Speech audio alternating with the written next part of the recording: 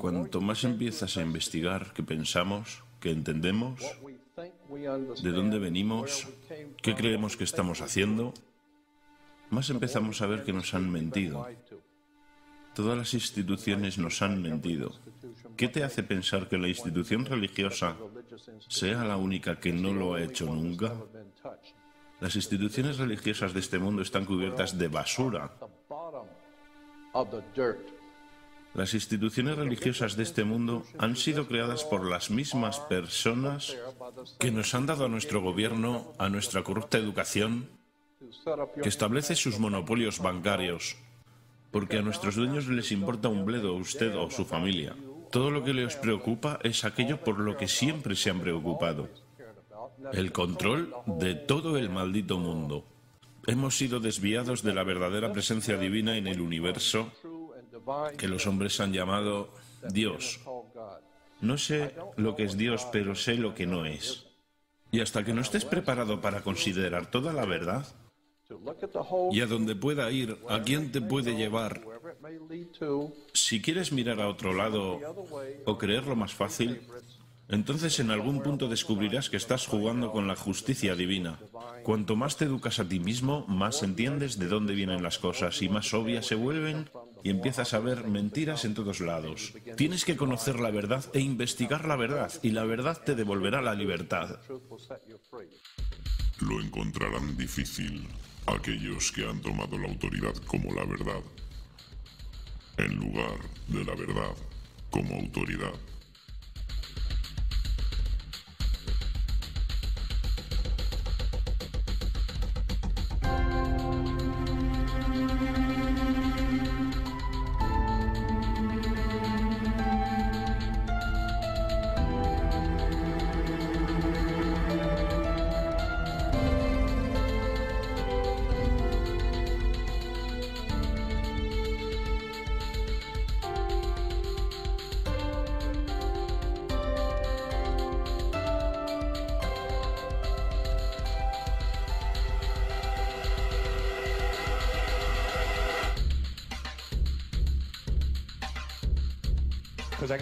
Os tengo que decir la verdad.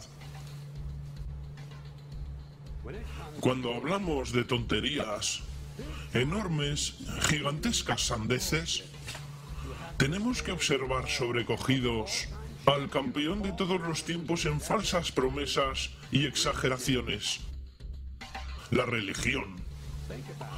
Piensa sobre esto. La religión ha logrado de veras convencer a la gente de que hay un hombre invisible que vive en el cielo, que observa todo lo que tú observas cada simple instante de cada día. Y el hombre invisible tiene una lista especial de 10 cosas que no quiere que hagas. Y si haces alguna de estas 10 cosas, tiene un sitio especial lleno de fuego y humo y personas que se queman y tortura y angustia, donde te enviará a vivir y sufrir y quemarte y ahogarte y gritar y llorar. Para siempre jamás, hasta el final de los tiempos. Pero te ama.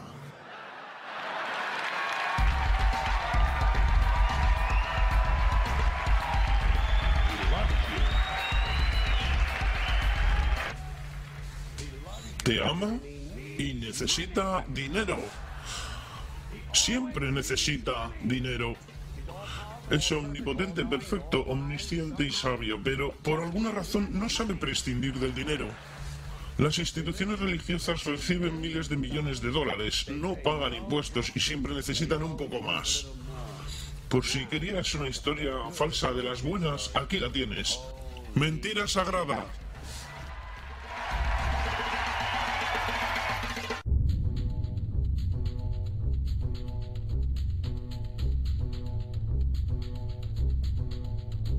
La historia más grande jamás contada.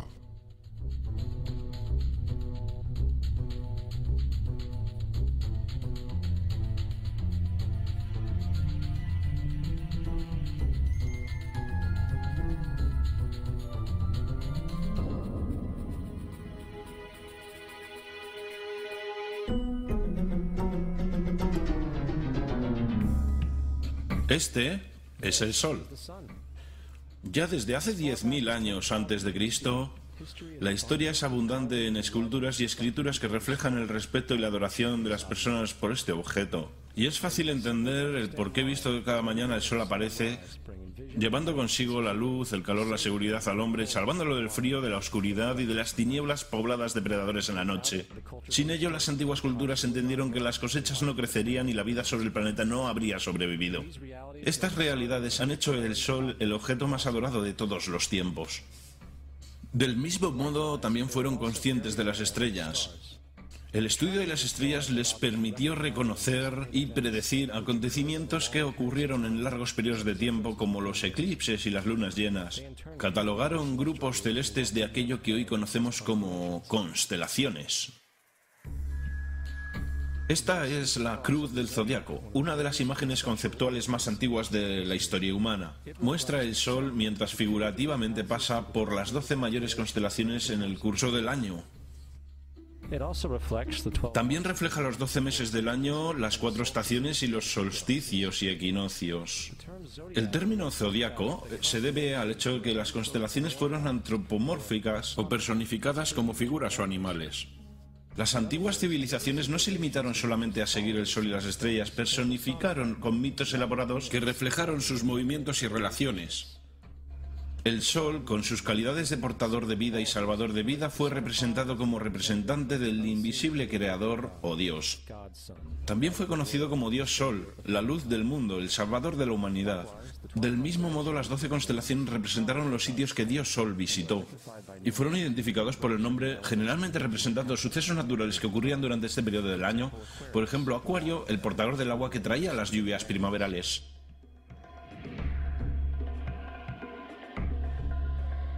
Este es Horus, el dios del sol de Egipto de 3000 años antes de Cristo.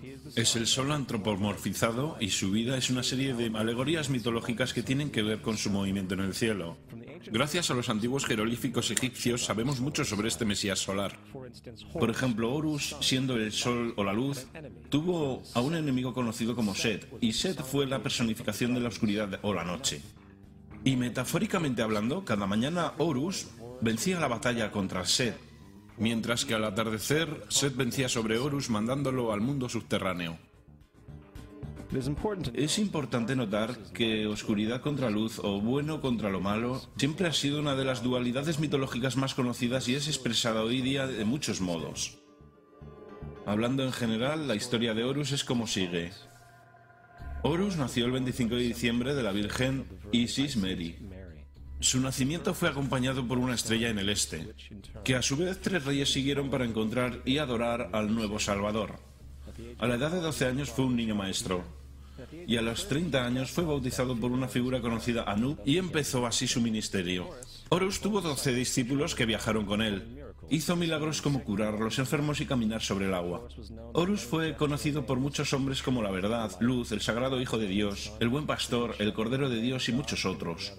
Después de haber sido traicionado por Tifón, Horus fue crucificado, enterrado por 3 días y después resucitó. Estas cualidades originales de Horus al menos parecen permanecer en muchas culturas en el mundo, puesto que aparecen en muchas otras divinidades generalmente con la misma estructura mitológica. Atis de Frigia, nacido por la Virgen Nana el 25 de diciembre, crucificado y enterrado y después de 3 días resucitó. Krishna de la India, nacido de la Virgen de Baki con una estrella del este que señaló su llegada, hizo milagros con sus discípulos y a su muerte resucitó.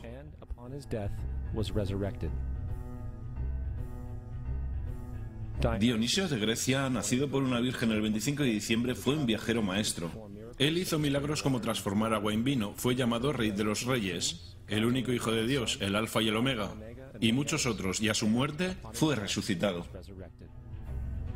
Mitra de Persia, nacido por una virgen el 25 de diciembre, tuvo 12 discípulos e hizo milagros, y a su muerte fue enterrado 3 días y después resucitó. También fue llamado la Verdad, la Luz y muchos otros. Interesante el hecho que el día sagrado dedicado fue el domingo.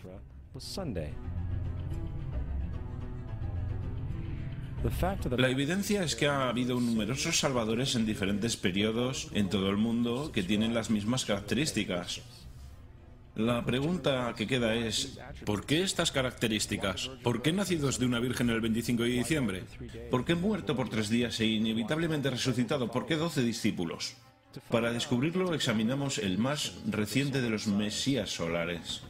Jesucristo, nacido de la Virgen María el día 25 de diciembre en Belén. Su nacimiento fue anunciado por una estrella en el este que 3 reyes magos siguieron para encontrar y adorar al nuevo Salvador. Fue un niño maestro a la edad de 12 años y a los 30 años fue bautizado por Juan Bautista. Así empezó su ministerio. Jesús tuvo 12 discípulos con los que viajó haciendo milagros como curar a los enfermos, caminar sobre el agua, despertar a los muertos, y también fueron conocidos como Rey de Reyes, el Hijo de Dios, la luz del mundo, el Alfa y el Omega, el Cordero de Dios. Después de haber sido traicionado por su discípulo Judas y vendido por 30 piezas de plata, fue crucificado, puesto en una tumba y después de 3 días resucitó y ascendió al cielo. Sobre todo, la secuencia del nacimiento es completamente astrológica. La estrella del este es Sirio, la estrella más luminosa del cielo nocturno que el 24 de diciembre se alinea con las estrellas más brillantes del cinturón de Orión. Estas estrellas son llamadas hoy, como vinieron llamándose en la antigüedad, los 3 reyes. Los 3 reyes y la estrella más luminosa, Sirio. Todas apuntan a un lugar en el que el sol sale el 25 de diciembre. Esto es porque los 3 reyes siguen la estrella del este, con el objetivo de encontrar el lugar del sol naciente, el nacimiento del sol.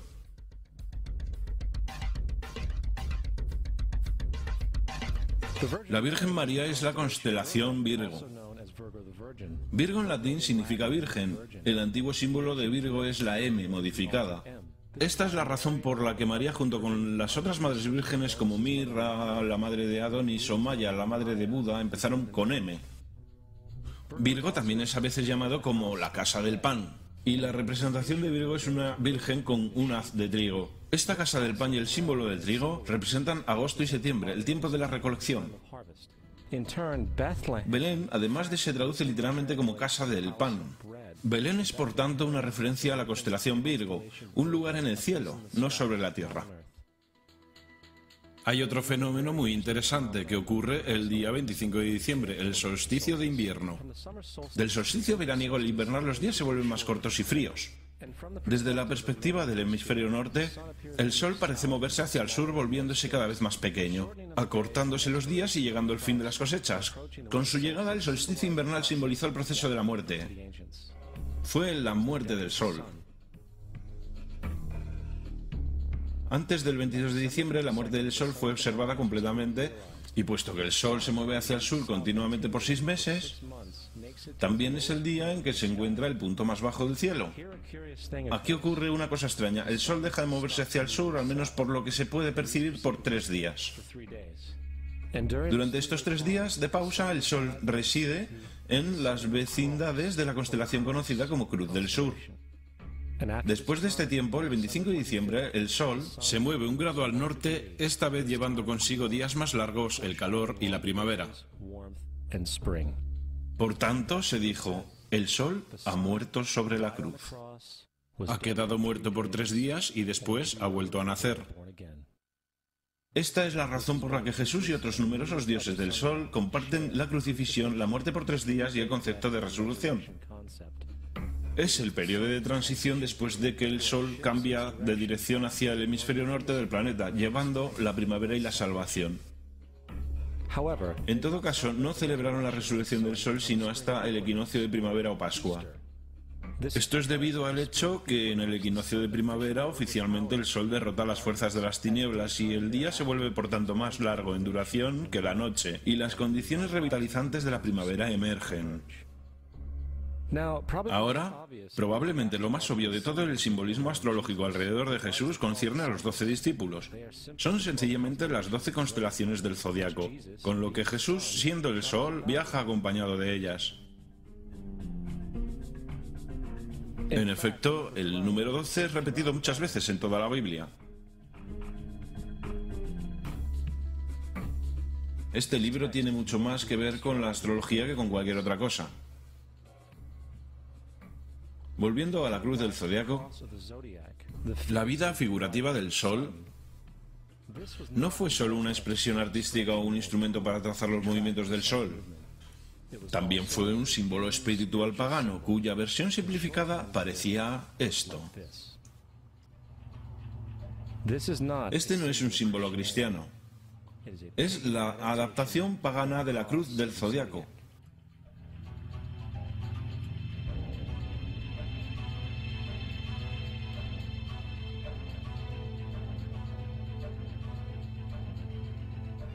Es por esto que Jesús en el temprano arte oculto es mostrado siempre con su cabeza sobre la cruz. Porque Jesús es el sol, el Dios Sol, la luz del mundo, el Salvador levantado, quien voluntariamente viene otra vez, como cada mañana, la gloria de Dios que protege contra las obras de la oscuridad cuando es nacido otra vez, todas las mañanas, y puede ser visto venir en las nubes, en el cielo, con su corona de espinas o rayos de sol.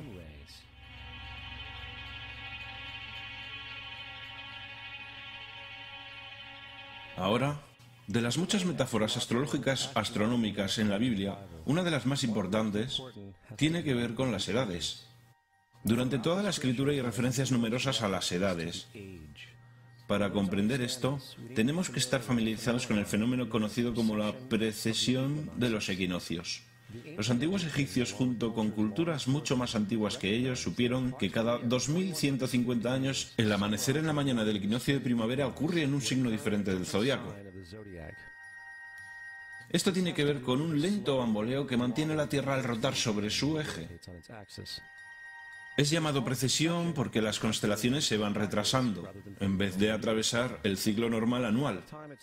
La cantidad de tiempo que necesita la precesión para pasar por los 12 signos es aproximadamente de 25.765 años. Esto también es llamado el Gran Año, y las sociedades antiguas eran muy conscientes de esto. Hicieron referencia a cada periodo de 2150 años como una edad. Del 4300 al 2150 a.C. fue la edad de Tauro. De 2150 a un año después de Cristo fue la edad de Aries, el carnero. Desde el año 1 al 2150 después de Cristo, la edad de Piscis, la edad en la que estamos todavía hasta día de hoy. En el 2150 entraremos en una nueva edad, la edad de Acuario. Ahora, la Biblia refleja, hablando en general, un movimiento simbólico a través de 3 edades, mientras anuncia una cuarta. En el Viejo Testamento, cuando Moisés desciende del monte Sinaí con 10 mandamientos, está muy contrariado por ver a sus gentes venerar un becerro de toro dorado. A decir verdad, hizo añicos las tablillas de piedra y ordenó a sus gentes que se mataran para purificarse. La mayoría de los eruditos bíblicos atribuirían esta cólera al hecho de que los israelitas estaban venerando a un ídolo falso, o algo por el estilo. La verdad es que el toro dorado es Tauro, y Moisés representa la nueva edad de Aries, el carnero. Esta es la razón por la cual los judíos incluso todavía hoy soplan el cuerno del carnero. Moisés representa la nueva edad de Aries, y en esta nueva edad todos deben liberarse de la vieja edad.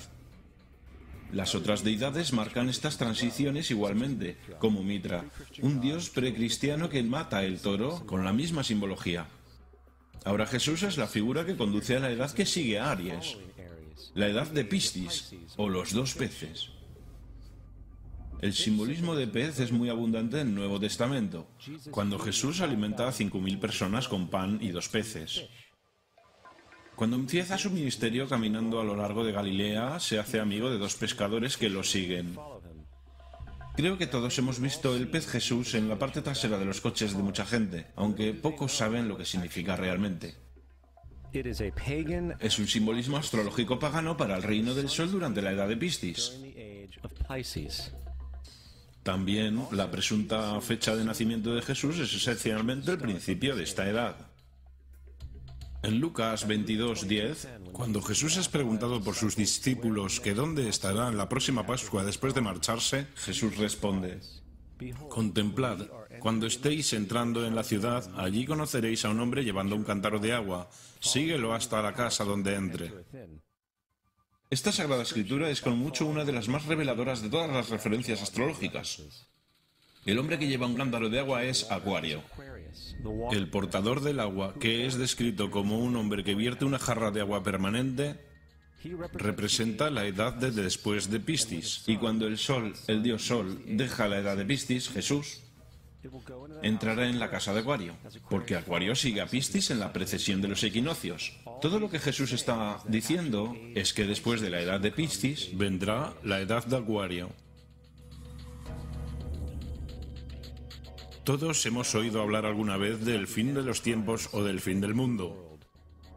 Aparte de las representaciones gráficas en el libro de la Revelación, la fuente principal de esta idea es Mateo 28:20, donde Jesús dice: estaré con vosotros hasta el final del mundo. Sin embargo, la versión del Rey James, mundo, es una mala traducción entre muchas malas traducciones.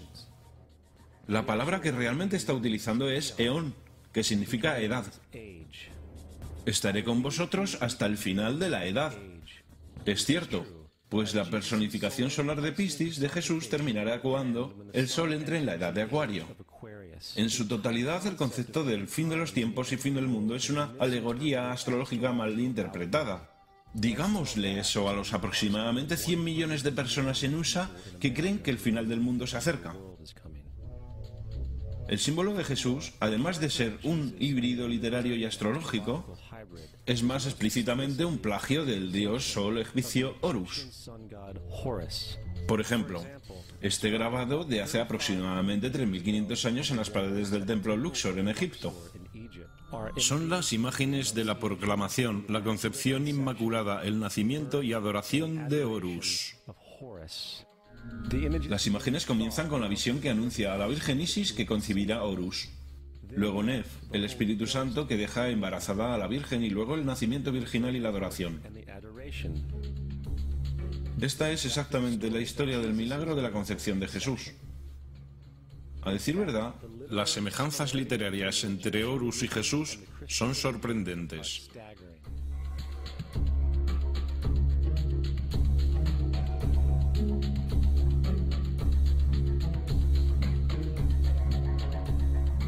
El plagio es continuo. La historia de Noé y el arca de Noé son tomadas directamente de la tradición. El concepto de la gran inundación es ubicuo en todo el mundo antiguo, con más de 200 diversas citas en diversos periodos y épocas. Sin embargo, llegamos a fuentes tan lejanas como la epopeya de Gilgamesh, de origen precristiano, escrito en 2600 a.C. Esta historia habla de una gran inundación ordenada por Dios, un arca de animales salvados sobre él, e incluso el lanzamiento y el regreso de la paloma. Todo esto en común con la historia bíblica, entre muchas otras semejanzas. Y luego hay una historia plagiada de Moisés. Sobre el nacimiento de Moisés se dice que fue puesto en una canasta y dejado a la deriva en un río para evitar el infanticidio. Después fue rescatado por una hija de la realeza y criado por ella como un príncipe. Esta historia del bebé en la canasta fue sacada directamente del mito de Sargón de Acadia alrededor de 2250 a.C. Cuando nació Sargón fue puesto en una canasta para evitar el infanticidio y dejado a la deriva en un río. Fue rescatado y criado por Aquí, una reina matrona. Además, Moisés es conocido como el dador de ley, el dador de 10 mandamientos, la ley mosaica. Sin embargo, la idea de una ley que fue dada por Dios a un profeta sobre una montaña es también muy vieja. Moisés es solo un dador de ley en una larga línea de dadores de ley en una historia mitológica. En India, Mao fue el gran dador de ley. En Creta, Minos subió al monte Dicta, donde Zeus le dio las leyes sagradas. Mientras en Egipto estaba Mises, quien llevó tablas de piedra donde las leyes de Dios fueron escritas. Manu, Minos, Mises, Moisés. Y hasta los 10 mandamientos están sacados literalmente del hechizo 125 del libro de los muertos egipcio. En lo que en el libro de los muertos se leía: no he robado, se convirtió en no robarás; no he matado, se convirtió en no matarás; no he dicho las mentiras, se convirtió en no mentirás, etc. A decir verdad, la religión egipcia es la base fundamental de los principios de la teología judeocristiana. Bautismo, vida después de la muerte, sentencia definitiva, el alumbramiento virginal y la resurrección, la crucifixión, el arca de la alianza, la circuncisión, los salvadores, la sagrada comunión, la gran inundación, la Pascua, la Navidad, la Pascua de los judíos y mucho más, son todo atributos de ideas egipcias. Preceden al cristianismo y al judaísmo en mucho tiempo. San Justino, uno de los primeros historiadores y defensores del cristianismo, escribió: Cuando decimos que Jesucristo, nuestro Maestro, fue concebido sin una unión sexual, fue crucificado, murió, resucitó y ascendió a los cielos, no proponemos nada diferente a lo que creen los llamados hijos de Júpiter. En un escrito diferente, San Justino dijo: nacido de una virgen, acepte esto en común con lo que usted cree de Perseo. Es obvio que Justino y los primeros cristianos sabían lo similar que era el cristianismo de las religiones paganas. Sin embargo, Justino tenía una solución. En lo que a él se refería, el diablo lo hizo. El diablo tenía la previsión de anteponerse a Cristo y creó estas características en el mundo pagano. Cristianismo fundamentalista, fascinante. Estas personas creen que el mundo tiene en realidad 12.000 años. Yo le pregunté a uno de estos tipos, de acuerdo, fósiles de dinosaurio. Y dijo, ¿fósiles de dinosaurio? Dios los puso ahí para probar nuestra fe.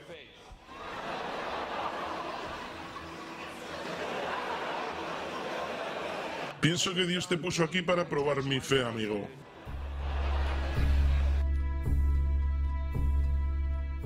La Biblia no es nada más que un híbrido literario astroteológico, igual que todos los mitos religiosos antes que ella. A decir verdad, el aspecto de transparencia, desde las cualidades de un personaje a un nuevo personaje, se pueden encontrar en el mismo libro. En el Viejo Testamento está la historia de José. José era un prototipo para Jesús. José nació en un parto milagroso. Jesús nació en un parto milagroso. José tenía 12 hermanos. Jesús tenía 12 discípulos. José fue vendido por 20 piezas de plata. Jesús fue vendido por 30 piezas de plata. Hermano Judas sugiere la venta de José. Discípulo Judas sugiere la venta de Jesús. José empezó su trabajo a los 30 años. Jesús empezó su trabajo a los 30 años. Los paralelismos siguen sin parar.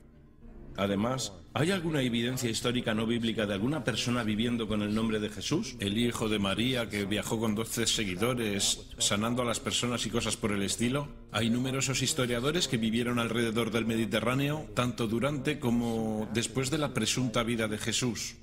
¿Cuántos de estos historiadores documentan esta figura? Ni uno. Sin embargo, esto no quiere decir que los defensores del Jesús histórico no hayan reclamado lo contrario. 4 historiadores son mencionados típicamente para justificar la existencia de Jesús. Pilinio el Joven, Suetonio y Tácito son los primeros 3. Sus notas constan de algunas frases que en el mejor de los casos solamente hacen referencia a los Cristos o al Cristo, que a decir verdad no es un nombre sino un título. Significa el ungido. El cuarto origen es Josefo y esta fuente ha sido demostrada como una falsificación durante cientos de años. Desgraciadamente, todavía es citado como verdad. Uno pensaría que un tipo que resucitó entre los muertos y ascendió al cielo para que todos los ojos lo vieran, que llevó a cabo la profusión de los milagros que se le atribuyen, habría logrado entrar en el registro histórico. No lo hizo, porque una vez que sopesamos las evidencias, hay altas probabilidades que una figura conocida como Jesús ni siquiera haya existido. El cristianismo es una parodia del culto al sol, en el cual pusieron a un hombre llamado Cristo en lugar del sol, y le rindieron la pleitesía que originalmente se le rendía al sol. No queremos ser ofensivos, pero queremos ceñirnos a los hechos. No queremos herir sentimientos, pero queremos ser académicamente correctos. En lo que comprendemos y sabemos es cierto, el cristianismo no se basa en la verdad. Hemos descubierto que el cristianismo no es nada más que una historia romana desarrollada políticamente. En realidad, Jesús era la deidad solar de la secta cristiana gnóstica, y de la misma manera que todos los otros dioses paganos era una figura mítica. El sistema político fue el que buscó la figura histórica de Jesús para el control social. Antes del 325 después de Cristo, en Roma, el emperador Constantino convocó al concilio de Nicea. Durante la reunión, las doctrinas cristianas políticamente motivadas fueron establecidas y empezó una larga historia de derramamiento de sangre de cristianos y fraude espiritual. Y durante los siguientes 1600 años, el Vaticano dominó políticamente toda Europa, conduciendo tanto a periodos fáciles como a las edades oscuras, al mismo tiempo que condujo a movimientos instructivos como las cruzadas y la Inquisición.